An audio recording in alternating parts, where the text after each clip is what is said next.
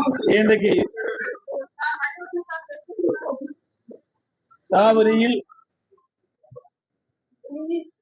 காவிரியின் குறுக்கே கர்நாடக அரசு மேகதாது அணை கட்டுவது குறித்து பல்வேறு விமர்சனங்கள் பத்திரிகையிலும் ஊடகத்திலும் வந்து கொண்டிருக்கின்றன. அனைத்து இந்திய அண்ணா திராவிட முன்னேற்ற கழக அரசு இருக்கின்ற காலகட்டத்திலேயே, அதாவது 2018ஆம் ஆண்டே உச்ச நீதிமன்றம் காவிரி நதிநீர் பிரச்சனை குறித்து தெளிவான தீர்ப்பை வழங்கியுள்ளது. அந்த தீர்ப்பின்படி கர்நாடக அரசு ஒவ்வொரு ஆண்டும் தமிழ்நாட்டிற்கு உச்ச நீதிமன்றம் அளித்த தீர்ப்பின்படி மாதாந்திர வாரியாக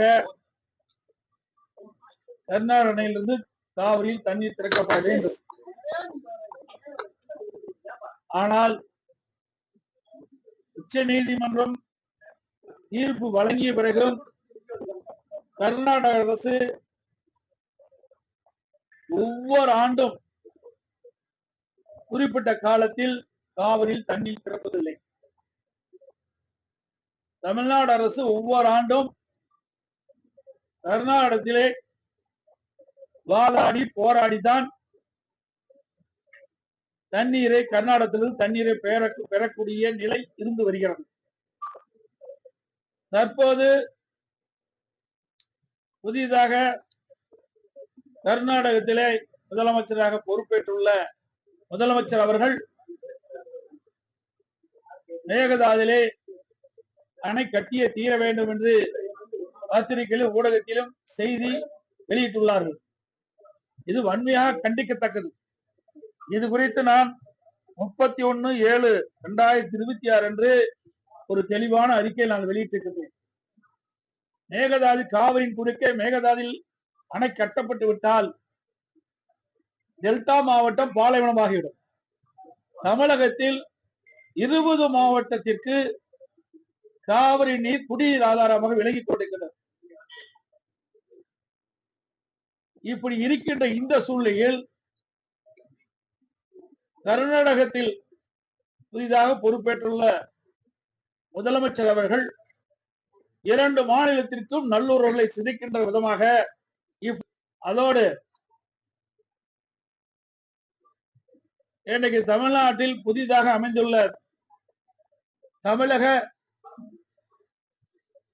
வெற்றி கழகம் ஆட்சி அமைந்திருக்கின்றது.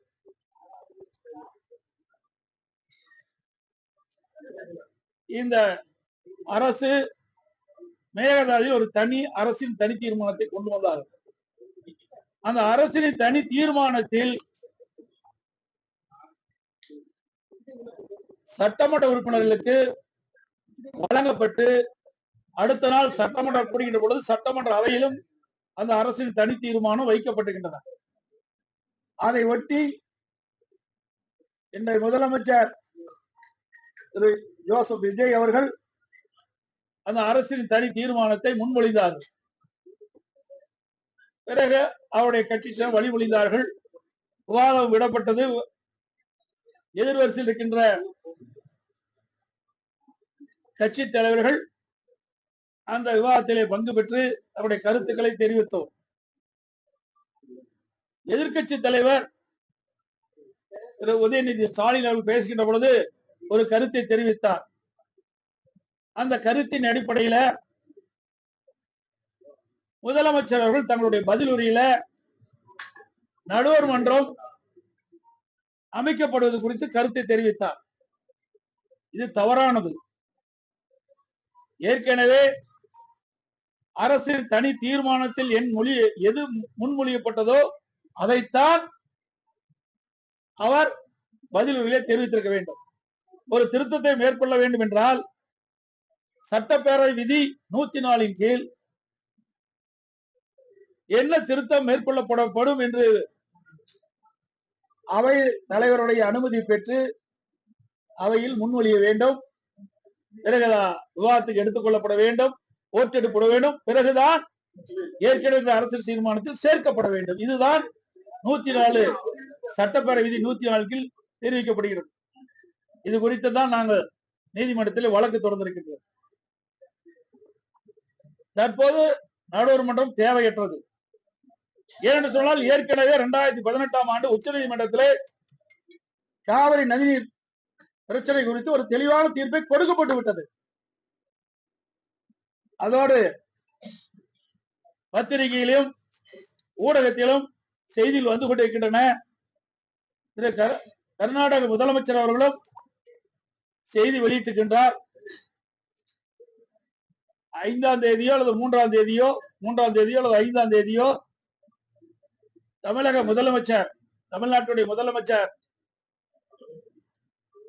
திரு ஜோசப் விஜய் அவர்கள் கர்நாடக சென்று பெங்களூருக்கு சென்று அங்கு இருக்கின்ற முதலமைச்சரோடு பேச்சுவார்த்தை நடைபெறும் என்று பத்திரிகையில் ஊடகத்திலும் செய்தி வந்து கொண்டிருக்கிறது. இதை தவிர்க்கப்பட வேண்டும். தமிழ்நாட்டிலிருந்து வருகின்ற முதலமைச்சரை நாங்கள் வரவேற்போம், அதற்கு உண்டான மரியாதையெல்லாம் கொடுப்போம்.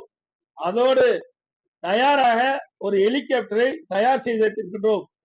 அவர் அந்த ஹெலிகாப்டரில் ஏறி இன்றைக்கு கர்நாடகத்தை சுற்றி பார்க்க வேண்டும், அதற்கு பிறகு அவர் கருத்து சொல்ல வேண்டும் என்று அதில் தெரிவித்திருக்கின்றார். அப்படி என்றால் அவர் தண்ணீர் கொடுக்க மாட்டேன் என்பதுதான் பொருள். அது மட்டுமல்ல, காவிரி நீர் ஒழுங்காற்று குழு ஒரு உத்தரவை பிறப்பித்தது. தமிழ்நாட்டிற்கு 15 நாளுக்கு தினந்தோறும் 3500 டிஎம்சி தண்ணீர் கர்நாடக அணையிலிருந்து காவிரிக்கு தண்ணீர் திறந்துவிட வேண்டும் என்று உத்தரவு பிறப்பிக்கப்பட்டிருந்தது.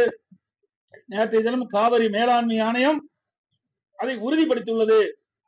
ஆனால் இன்றைக்கு கர்நாடகத்தில் இருக்கின்ற முதலமைச்சர் மரியாதைக்குரிய திரு சிவகுமார் அவர்கள் காவிரி மேலாண்மை ஆணைய உத்தரவை நாங்கள் நிறைவேற்றப்பட மாட்டோம் என்று ஒரு கருத்தை தெரிவித்து விட்டுள்ளாமல், இது குறித்து கர்நாடகத்தில் இருக்கின்ற அனைத்து கட்சி தலைவருடைய கூட்டத்தை கூட்டி ஆலோசனை பெற்று அதற்கு பிறகுதான் முடிவு அறிவிக்கப்படும் என்று அறிவித்திருக்கின்றார். அதே போல்தான் நான் ஏற்கனவே 31/7/2022 நான் ஒரு அறிக்கை வெளியிட்டேன். அப்பொழுதே நான் தெளிவுபடுத்தியிருக்கின்றேன். இன்றைக்கு மேகதாது பிரச்சனை என்பது ஒரு உணர்வுபூர்வமான பிரச்சனை. இந்த பிரச்சனை குறித்து தமிழ்நாட்டில் இருக்கின்ற அனைத்து கட்சி தலைவருடைய கூட்டத்தை கூட்டப்பட வேண்டும். அதோட தமிழ்நாட்டில் இருக்கின்ற டெல்டா மாவட்டத்தில் இருக்கின்ற முக்கிய விவசாய சங்கத்தினுடைய பிரதிநிதிகளை அழைத்து அவருடைய கருத்துக்களையும் கேட்டறிந்து பிறகு சட்டங்களோடு கலந்து பேசி இதற்கு ஒரு நல்ல தீர்வு காண வேண்டும் என்று வலியுறுத்தினோம். நான் சொன்ன கருத்தின் போலே பல்வேறு அரசியல் கட்சி தலைவர்கள் கருத்தை தெரிவித்திருக்கிறார்கள். ஆனால் இதுவரை தமிழக முதலமைச்சர் வாய் திறந்து இதற்கு பதில் சொல்லவில்லை. இதுதான் தற்போது நிலைமை. ஆகவே இது உணர்வுபூர்வமான பிரச்சனை. இன்னைக்கு விவசாயிகளுடைய வாழ்வாதார பிரச்சனை என்பதை இந்த அரசு உணர வேண்டும். அதோடு 2026 சட்டமன்ற பொதுத் தேர்தலின் போது தமிழக வெற்றி கழகத்தின் சார்பாக இன்றைய முதலமைச்சர் அவர்கள் அவருடைய கட்சியினுடைய தேர்தல் அறிக்கையிலே குறிப்பிட்டிருந்தார். தமிழக வெற்றி கழகம் ஆட்சிக்கு வந்தால் விவசாயிகள் வாங்கிய, அதாவது விவசாயிகள் தொடக்க வேளாண் கூட்டுறவு சங்கத்தில் வாங்கிய பயிர்க்கடன், சிறு குறு விவசாயிகள் 5 ஏக்கருக்குள் இருக்கின்ற விவசாயிகளுக்கு அவர் வாங்கிய கடன் முழுவதும் தள்ளுபடி செய்யப்படும். 5 ஏக்கருக்கு மேல் நிலம் வைத்திருக்கின்ற விவசாயிகள் தொடக்க வேளாண் கூட்டுறவு கடன் சங்கத்தில் வாங்கிய பயிர்க்கடன் பாதி அளவு தள்ளுபடி செய்யப்படும் என்ற அறிவிப்பை கொடுத்திருக்கின்றார்கள். ஆனால் தற்போது அதற்கு மாறாக டிவிகே அரசாங்கம் சிறு குறு நடுத்தர விவசாயிகளுக்கு 5 ஏக்கர் குறைவாக இருக்கின்ற விவசாயிகளுக்கு 75,000 ரூபாய் வரை கடன் தள்ளுபடி செய்யப்படும். அதற்கு மேல் யார் கடன் வாங்கியிருந்தாலும் அந்த கடனில் பாதி 35,000 ரூபாய் கடன் தள்ளுபடி செய்யப்படும் என்ற அறிவிப்பை வெளியிட்டிருக்கிறார்கள். விவசாயிகள் மிகுந்த அதிர்ச்சிக்குள்ளாகி இன்றைக்கு தமிழ்நாட்டில் இருக்கின்ற பல்வேறு விவசாய சங்கங்களும் விவசாயிகளும் ஆங்காங்கே போராட்டத்தை நடத்தி கொண்டிருக்கின்றார்கள். இன்றைய தினம் மழைப்பொழிவு குறைந்து விட்டது, வறட்சி நிலவிக் கொண்டிருக்கின்றது. டெல்டா மாவட்டத்தில் உள்ள விவசாயிகள் குறுவை சாகுபடி செய்ய முடியாத ஒரு நிலை. விவசாயிகளுக்கும் இன்றைக்கு வாழ்வாதாரம் பாதிக்கப்பட்டிருக்கிறது. விவசாயிகளுக்கு வாழ்வாதாரம் பாதிக்கப்பட்டிருக்கிறது. விவசாய தொழிலாளிகளும் பாதிக்கப்பட்டிருக்கிறார்கள், வேலை இல்லாமல் பாதிக்கப்பட்டிருக்கிறார்கள். ஆக இந்த அரசு, அதாவது தமிழக வெற்றி கழக அரசு 2026 சட்டமன்ற பொதுத் தேர்தலில் விவசாயிகள் கொடுக்கப்பட்ட வாக்குறுதி நிறைவேற்றுகின்ற விதமாக வறட்சி நிலவுகின்ற காரணத்தினால் இன்றைக்கு பாசனத்திற்கும் காவிரியிலிருந்து தண்ணீர் கிடைக்காமல் டெல்டா இருக்கிற விவசாயிகள் கடுமையாக பாதிக்கப்பட்டிருக்கின்றார்கள். தமிழ்நாட்டுக்கு அனைத்து மாவட்டத்தில் விவசாயிகளும் மழை பொழிவு இல்லாததால் விவசாய பணிகள் கடுமையாக பாதிக்கப்படுகிறது. விவசாயிகளுடைய வாழ்வாதாரம் கடுமையாக பாதிக்கப்படுகிறது. ஆகவே இந்த அரசு 2026 சட்டமன்ற தேர்தலில் கொடுக்கப்பட்ட வாக்குறுதி நிறைவேற்றுகின்ற விதமாக அந்த கடன் தள்ளுபடி செய்ய, முழுமையாக கடனுடைய விவசாயிகளுடைய கடன் முழுவதும் தள்ளுபடி செய்ய வேண்டும் என்று வலியுறுத்துகின்றேன். 6ஆம் தேதி நடைபெறுகின்ற வேளாண் பட்ஜெட்டிலே இன்றைய முதலமைச்சர், இன்றைக்கு இருக்கின்ற அரசு அதை அறிவிக்கப்பட வேண்டும். கொடுக்கப்பட்ட வாக்குறுதியை நிறைவேற்ற வேண்டும் என்றுதான் கேட்கின்றோம். காலத்தினுடைய கால சூழ்நிலை வறட்சி நிலவுகின்றது. வறட்சியால் விவசாயம் செய்ய முடியாது. போதிய தண்ணீர் கிடையாது. டெல்டா மாவட்டத்திலே தண்ணீர் இல்லாத காரணத்தினாலே விவசாயிகள் பயிர் சாகுபடி செய்ய முடியவில்லை. தமிழகம் முழுவதும் மழை பொழிவு இல்லாத காரணத்தினாலே இன்றைக்கு கடுமையாக விவசாயிகள் பாதிக்கப்படுகின்றார்கள். இதெல்லாம் கருத்திலே கொண்டு இந்த அரசு வேளாண் பட்ஜெட் 6ஆம் தேதி வருகின்றது. அந்த வேளாண் பட்ஜெட்டிலே கடன் தள்ளுபடி செய்கின்ற அறிவிப்பை வெளியிடப்பட வேண்டும். அப்படி வெளியிடப்படவிட்டால் தமிழ்நாடு தழுவிய மிகப்பெரிய விவசாயிகளுடைய ஆதரவை திரட்டி கடன் தள்ளுபடி செய்கின்ற ஒரு நோக்கத்தோடு அனைத்து இந்திய அண்ணா திராவிட முன்னேற்ற சார்பாக மாபெரும் கண்டன ஆர்ப்பாட்டம் தமிழ்நாடு முழுவதும் அனைத்து மாவட்டங்களிலும் நடைபெறும். காவிரி மேலாண்மை ஆணையம் தெளிவுபடுத்திவிட்டது. காவிரி நீர் ஒழுங்காற்று குழு அறிவிக்கப்பட்டவாறு காவிரி மேலாண்மை ஆணையம் கர்நாடக அணையிலிருந்து, கர்நாடக மாநிலத்தில் உள்ள அணையிலிருந்து 15 நாட்களுக்கு தினந்தோறும் 3500 கனஅடி தண்ணீர் திறந்து விட வேண்டும் என்று ஆணையம் தெளிவான உத்தரவை பிறப்பிக்கப்பட்டது.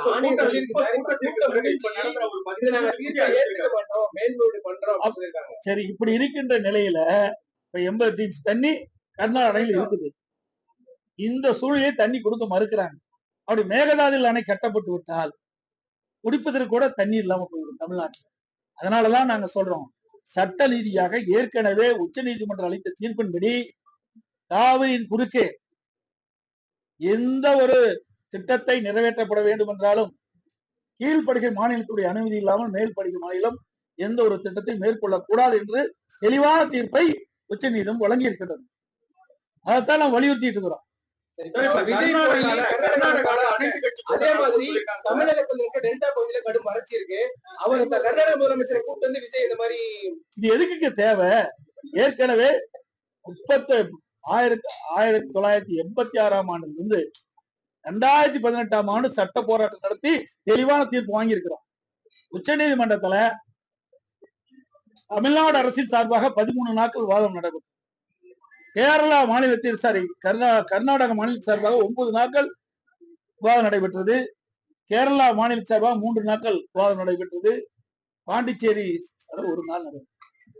நடுவர் மன்ற தீர்ப்பை ஒட்டி உச்ச நீதிமன்றம் அழகான தீர்ப்பை கொடுக்கப்பட்டுவிட்டது. இந்த தீர்ப்பு 15 ஆண்டுகளுக்கு செல்லும். அப்படி இருக்கின்ற பொழுது ஏன் மீண்டும் மீண்டும் இந்த பிரச்சனையை உருவாக்கி கொண்டிருக்கிறது? இன்றைக்கு கர்நாடகத்தில் இருக்கின்ற யார் முதலமைச்சராக வந்தாலும் தமிழ்நாட்டுக்கு தண்ணீர் கொடுக்க மறுப்பது வன்மையாக கண்டிக்கத்தக்கது.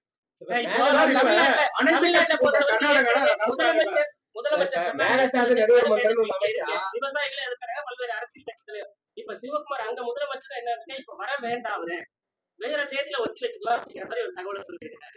இதாங்க நாங்களும் சொல்றோம், நான் மட்டும் சொல்லல. இன்றைக்கு தமிழ்நாட்டில் இருக்கிற விவசாய சங்க தலைவர்களும் அதான் சொல்றாங்க, பல எதிர்கட்சிகளும் அதான் சொல்லுது. இன்றைக்கு பெங்களூர் செல்ல வேண்டாம், ஏற்கனவே நமக்கு தெளிவான தீர்ப்பு கொடுக்கப்பட்டிருக்கிறது, நீங்கள் சென்றாலும் அங்கே தண்ணீர் கிடைக்காது. ஏற்கனவே மாண்புமிகு அம்மாவில் உச்ச நீதிமன்ற தீர்ப்பின்படிதான் கர்நாடகத்துக்கு போனாங்க. ஆனா அப்போ அங்க எதுவுமே நடக்கல. நீதிமன்றம் போய்தான் நாம நீதியை பெற வேண்டிய சூழ்நிலை ஏற்பட்டது. அதே நிலைதான் இப்பொழுது ஏற்படும். அதைத்தான் வலியுறுத்தி அனைத்து கட்சி தலைவர்களுமே நாம சொல்லிட்டு இருக்கிறோம். கர்நாடக முதலமைச்சரை சந்திக்க வேற ஏதாவது அவரை தான் கேட்கணும். திரு ஜோசப் விஜய் அவர்களை தான் கேட்கணும். அதாவது இது அவரு தண்ணி திறக்கிறதுக்கு அனைத்து அரசியல் கட்சி தலைவர் கூட்ட வேணும் கூட்டுறாரு. ஆனா இங்க இருக்கிற முதலமைச்சர் நான் மட்டும் இல்ல, அனைத்து இந்திய அண்ணா திராவிட கழகம் மட்டும் இல்ல, இன்றைக்கு பல அரசியல் கட்சி தலைவர்களும் இந்த மேகதாது பிரச்சனை குறித்து ஒரு விரிவான விவாதம் நடக்க வேணும், விரிவான கருத்து பரிமாற்றம் செய்ய வேண்டும். அதற்காக இந்த அரசாங்கம், டிவிக்கு அரசாங்கம் அனைத்து அரசியல் கட்சி தலைவர்களும் அழைத்து நீங்க ஒரு கருத்தை கேளுங்க. அதோட தமிழ்நாட்டுக்கின்ற டெல்டா மாவட்டத்தில் இருக்கின்ற முக்கிய அரசியல் கட்சி விவசாய சங்க தலைவர்களையும் அழைத்து கருத்தை கேட்டு சட்ட வல்லுநரோடு கலந்து ஆலோசித்து ஒரு நல்ல முடிவை எடுக்க வேண்டும் தான் நாம் வற்புறுத்தோம். ஆனா இது எதையுமே அவர்கள் வந்து எடுத்துக்கொள்ளவே இல்லையே, பொருட்படுத்தவே இல்லையே. எல்லா விஷயத்திலும் ஒரு முதலமைச்சர் மௌனம் காக்குறாரு. இதை எப்படி பாக்குறீங்க? நீங்க ஒரு முதலமைச்சரா இருக்கீங்க. மௌன புரட்சி செய்வதிலே வல்லவர் என்றுதான் நான் பார்க்கிறேன். என்ன சொல்ல முடியும்? ஒரு முதலமைச்சர் பொறுப்பு கொடுக்கப்பட்டுள்ளது, அவர் பொறுப்பை உணர்ந்து செயல்பட வேண்டும். எவ்வளவு பெரிய பொறுப்பு! 8 கோடி தமிழ் மக்களுடைய வாழ்வாதாரத்தை பாதுகாக்கக்கூடிய பொறுப்பு முதலமைச்சருக்கு. ஒரு தமிழகத்தில் ஒரு பிரச்சனை வருகின்ற பொழுது, அது உணர்வுபூர்வமான பிரச்சனை வருகின்ற பொழுது, அது வறட்சி நிலைமை கொண்டு இருக்கின்ற பொழுது, இந்த மாதிரி பிரச்சனை வருகின்ற பொழுது உன்னிப்பாக கவனித்து பல அரசியல் கட்சி தலைவர்கள் சொல்கின்ற கருத்தை உள்வாங்கி அதற்கு ஏற்றவாறு இந்த அரசு செயல்பட்டா ஒரு நல்ல அரசு. ஆனா ஏண்டாம் விதமா செயல்பட்டு கொண்டிருப்பது வருத்தம் அளிக்குது. இது என்ன மாதிரியான எதிரொலிக்கும்? மேகதாது விவகாரமா இருக்கட்டும், விவசாயிகளுக்கு கடன் பிரச்சனையா இருக்கட்டும், பட்ஜெட் கொடுத்தோட இப்ப நம்ம அதிமுக சார்பாவோ இல்ல பொறுத்திருந்து பாருங்கள் என்ன நடக்கும். இன்னும் சொல்ல போனா அமைச்சர்கள், அவங்க எம்எல்ஏக்கள், நிர்வாகிகள் மீது கூட பல குற்றச்சாட்டுகள் கொடுத்து அதுல கூட மௌனம் காக்குறாங்க. நான் ஏற்கனவே சொல்லிட்டேன், மௌன புரட்சி செய்துட்டு இருக்காரு. நாங்க என்ன செய்யறது?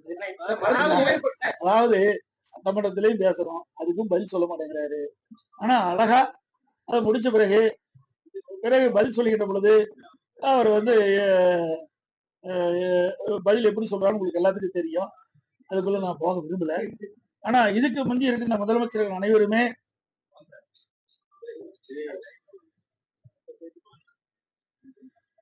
இப்போ தமிழ்நாடு முதலமைச்சர்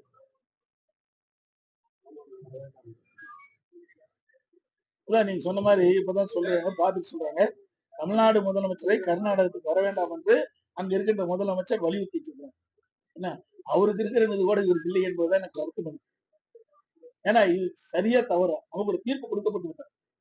15 ஆண்டுகளுக்கு இந்த தீர்ப்பு உச்ச நீதிமன்றம் காவிரி நதிநீர் பிரச்சனை குறித்து தெளிவான தீர்ப்பு கொடுக்கப்பட்டது. இந்த தீர்ப்பு 15 ஆண்டுகள் நடைமுறையில் இருக்கும் சொல்லிவிட்டது. அதுக்கு மேல நம்ம ஏன் அதையும் சொல்லிட்டு போனா கர்நாடகாவில் இருக்க அரசியல் கட்சி எல்லாருக்கிட்டையும் ஒரு ஒற்றுமை இருக்கு. இங்க தமிழ்நாட்டுல அப்படி இருக்கிறது இல்ல அப்படின்னு விவசாயிகள் சொல்லக்கூடிய ஒரு குற்றச்சாட்டாவே இருக்கு. இது எப்ப சரியா? அதாவது அம்மா இருக்குமோ சரி, நாங்கள் இருக்கும்போது அனைத்து இந்திய அண்ணா திராவிட முன்னேற்ற கழகத்தை பொறுத்த வரைக்கும் இப்படி ஒரு உணர்வுபூர்வமான பிரச்சனை, சென்சிட்டிவ் பிரச்சனை வரும்போது அனைத்து கட்சி தலைவர்களும் அழைத்து பேசி ஒரு தீர்வு காணும். இதுக்கு முன்னாடி அப்படித்தான் நடந்தது. ஆனா இந்த அரசு ஏன் மறுக்குதுன்னு எங்களுக்கு தெரியல. நீதிமன்ற அவமதிப்பு, காவிரி தீர்ப்பை அவமதிப்பு தொடர்றதுக்கு அனைத்து கட்சியும் வலியுறுத்துவீங்களா? நீங்க தமிழக அரசு வலியுறுத்த வாய்ப்பு இருக்கா? சார் அதான் அனைத்து கட்சி கூட்டத்தை கூட்ட மாட்டேங்கிறாரு. அப்படி எங்க போய் வலியுறுத்த முடியும்? கூட்டினா தானே அடுத்த பிரச்சனைக்கு போக முடியும். சார் இப்ப நெல் விளைச்சல் குறைவால் ஏற்கனவே இப்ப வந்து ஒரு 30 ரூபா அரிசிக்கு விலை ஏறி இருக்குங்க. இன்னும் வந்து குறுவை சாகுபடி நமக்கு குறைய வாய்ப்பு இருக்கு.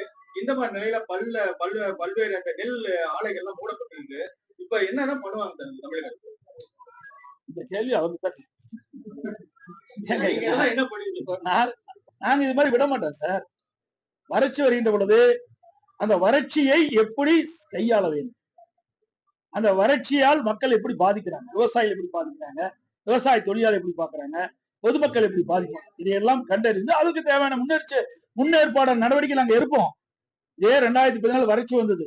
வறட்சி வருகின்ற பொழுது எந்தெந்த மாவட்டத்தில் வறட்சி அதிகமாக பாதிக்கும், எந்தெந்த மாவட்டத்தில் நிலத்தடி நீர் குறைவாக இருக்கின்றது, எந்தெந்த மாவட்டத்தில் குடிநீர் பிரச்சனை ஏற்படுது, இதையெல்லாம் ஆய்வு செய்து அதற்கு ஏற்றவாறு நாங்கள் நடவடிக்கை எடுப்போம். இன்றைக்கு சென்னை மாநகரத்துல தண்ணியே இல்லாம நாங்க ரயில்ல கொண்டு தண்ணி கொடுத்தோம். இன்றைக்கும் அதே மாதிரி வரப்போகுது. ஆனால் இந்த அரசு கும்பகரணம் போல் தூங்கிட்டு அடுத்து இன்னொரு பிரச்சனை, படிப்புல 151 சீட்டு நம்ம இழந்திருக்கோம். அதுக்கு அந்த தலைமை நீதி வழக்கறிஞர் நியமிக்காத ஒரு காரணம் சொல்றாங்க. இது எப்படி பாக்குறீங்க? 151 சீட்டு பறிப்பேருக்கு. ஆமா, இது வந்து சூப்பர் ஸ்பெஷாலிட்டி சிறப்பு மருத்துவம்.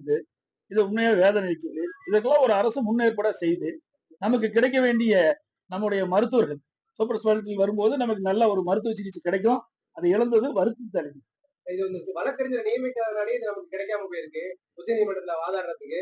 இது எப்படியான இதா பாக்குறீங்க? இந்த அரசாங்கம் ஒரு கையிலாத அரசாங்கம் என்பதற்கு இதுதான் காரணம். ஒரு அரசாங்கம் விழிப்போடுதுன்னு செயல்படுது. இன்றைக்கு தமிழகத்தில் ஒவ்வொரு பிரச்சனையும் சரியான முறையில் கையாண்டாதான் இருக்கணும். கூட அரசு வழக்கில் நியமனம் செய்வதில் பத்திரிகை ஊடகத்தில் வெளிவந்திருக்கு.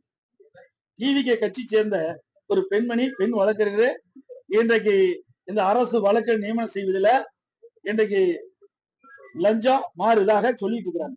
இந்த தகவல் தான் பத்திரிகையில ஊடகத்துல வந்திருக்குது. அந்த டிவிகே கட்சி சேர்ந்த வழக்கறிஞர் கூட அந்த கட்சியிலிருந்து நீக்கிட்டாங்க. இந்த அரசாங்கம் முன்கூட்டியே எது திட்டமிட்டு செயல்படுறது. ஏன்னா அரசு வழக்கிலே பல நீதிமன்றத்தில் இல்லை என்று எனக்கு வந்த தகவல். மின்சார உயர்வு தாறுமாறா ஏறி இருக்கிறதா பொதுமக்கள் தொடர்ந்து இப்ப கும்பிடுறாங்க. இன்னொன்னு இதுக்கு காரணம் என்ன? நிர்வாக கோளாறு காரணம். இன்னைக்கு அமைச்சர் கேட்டா இன்றைக்கு இந்த மாதம் எங்களுக்கு மின் கட்டணம் அதிகமாயிட்டு மக்கள் குறிப்பிட்டா அடுத்த மாசம் கழிச்சுக்கிறது. தவறான தகவல், தகவலான பதில் அல்லவா? ஆக என்ன தவறு நடந்திருக்குது, அந்த தவறை சரி செய்யப்படும் அல்லது தவறு செய்வது நடவடிக்கை எடுக்கப்படும் என்ற பதில் தான் சரியான பதில். அதில் விட்டுட்டு தவறு செயல்களை காப்பாற்றிட்ட விதமாக அவருடைய பதில் இதுக்கு மஞ்சள் எல்லாம் கரண்ட் பில் எடுக்கலையா? ஏன்னா இவர் வந்த பிறகுதான் மின்சாரமே வந்த மாதிரியும் ரீடிங் எடுக்கிற மாதிரி இருக்குதா? ஏற்கனவே காலங்காலமாக மின் கட்டணத்தை கணக்கிட்டு இருக்கிறாங்க. அப்பெல்லாம் சரியா இருக்கும்போது ஏன் இந்த மின் கட்டணத்துல கோளாறு இருந்தது? அதை இவர்கள் உரிய நடவடிக்கை எடுக்க வேணும். அதுக்கு பதிலா நீங்க அதிகமா பணம் கட்டிருக்கீங்க, மின் கட்டணம் அதிகமா கட்டிருக்கீங்க, அடுத்த மாசம் அதை கழிச்சுக்கலாம்னு சொன்னா அது எப்படியான பொருத்தமான பதிலா? சரியில்லை அந்த பதில். அனைத்து ஊடகங்களுக்கும் பத்திரிகைகளுக்கும் நன்றி, வணக்கம்.